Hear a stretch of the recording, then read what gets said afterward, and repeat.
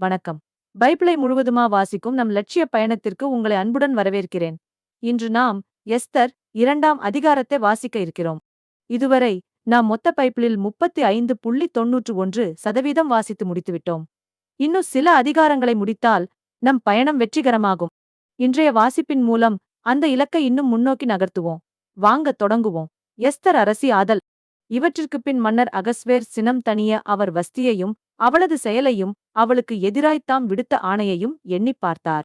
அவ்வமயம் மன்னருக்கு பணிவிடை செய்து பணியாளர் அவரை நோக்கிக் கூறியது: அரசராகிய உமக்கென அழகும் இளமையும் கொண்ட கன்னிப் பெண்களை தேடுவார்களாக.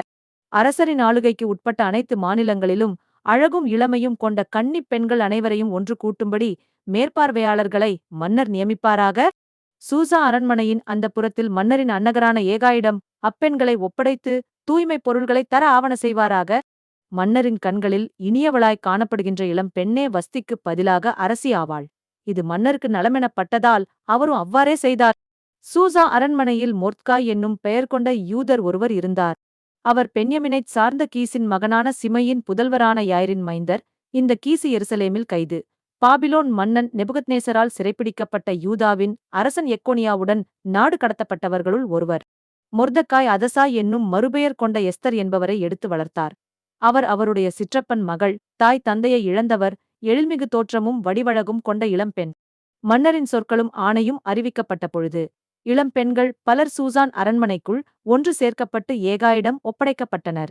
எஸ்தரும் அவ்வாறே அரண்மனையில் அந்தப்புற பொறுப்பேற்றிருந்த ஏகாயிடம் ஒப்படைக்கப்பட்டார். அவ்விளம் பெண் ஏகாயின் கண்களுக்கு இனியவளெனக் காணப்பெற்று இவரது தயவை பெற்றார். அவரும் அவருக்கு தேவையான அழகு சாதனங்களை உடனே தந்து அரண்மனையில் சிறந்த செவிலியர் 7வரையும் கொடுத்தார்.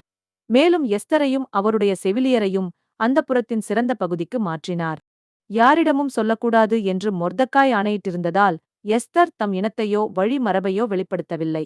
ஒவ்வொரு நாளும் மொர்தக்காய் அந்தப்புற முற்றத்தில் அங்கும் இங்கும் உலவி எஸ்தரின் நலன் பற்றியும் அவருக்கு என்னென்ன செய்யப்படுகிறது என்பதைப் பற்றியும் அறிந்து வந்தார்.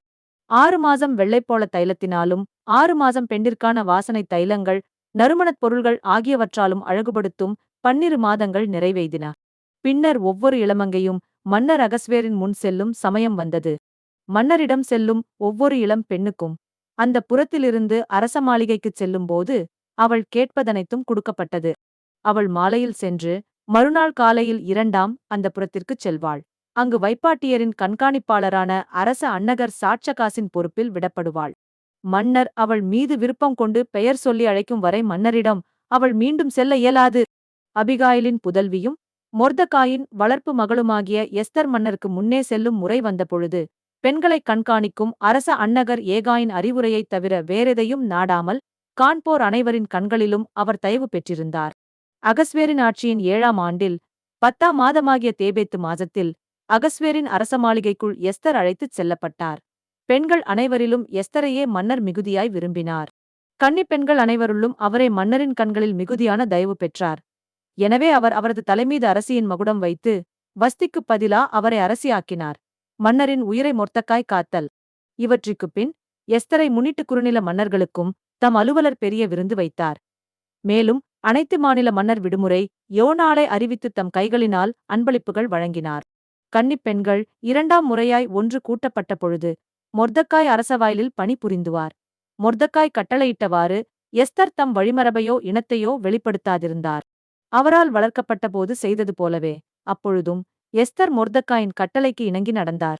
மொர்தக்காய் அரசவாயிலருகில் பணிபுரிந்த நாள்களில் பிகதான் தெரேசு என்ற இருவர் சினமுற்று மன்னர் அகஸ்வேரை தாக்க வகை தேடினர். இக்காரியம் மொர்தக்காய்க்குத் தெரிந்தது. இதனை அவர் அரசி எஸ்தரிடம் கூற அவர் மொர்தக்காயின் பெயரால் அதனை மன்னரிடம் அறிவித்தார். உடனே அக்காரியம் புலனாய்வு செய்யப்பட உண்மை வெளிப்பட்டது. அவர்கள் இருவரும் தூக்கிலிடப்பட்டனர். இந்நிகழ்ச்சி மன்னர் முன்னிலையில் குறிப்பேட்டில் எழுதி வைக்கப்பட்டது. நாம் 1189 அதிகாரங்களில் 428 அதிகாரங்களை நிறைவு செய்துவிட்டோம். இன்னும் சில அதிகாரங்களை வாசித்தால் முழு பைபிளையும் முடித்து விடுவோம். நாளை அடுத்த அதிகாரத்தை பார்க்க சந்திப்போம். நாள்தோறும் இந்த பயணத்தில் நீங்களும் பங்கேற்றால் பைபிளை முழுமையாக வாசித்து முடிப்போம். இது நம் வாழ்க்கையிலும் ஆன்மாவிலும் பெரிய மாற்றத்தை ஏற்படுத்தும். இந்த பயணம் உங்களுக்கு நம்பிக்கையையும் சமாதானத்தையும் கொடுத்தால் இந்த வீடியோவை லைக் செய்யவும் சப்ஸ்கிரைப் செய்யவும் மறக்க வேண்டாம். பகிர்ந்து மற்றவர்களையும் இந்த பயணத்தில் சேருங்கள். நாளை மறக்காமல் வாருங்கள்.